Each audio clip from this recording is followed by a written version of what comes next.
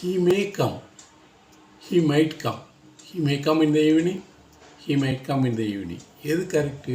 எது கரெக்டுன்னா ரெண்டுமே கரெக்டு தான். இன்டர்சேஞ்சபிள்னு வச்சுக்கோங்க.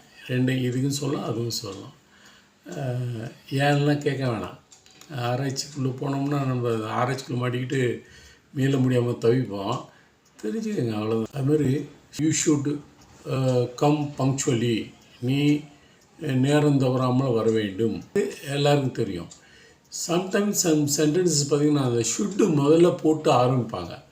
Should anybody come, tell him to come in the evening. யாராவது அதுக்கு என்ன அர்த்தம்னா, இந்த இஃப்ன்ற வார்த்தை இருக்காது, ஆனால் அதோட அர்த்தம் வந்து இஃப் இருக்கிற மாதிரி இருக்கும்.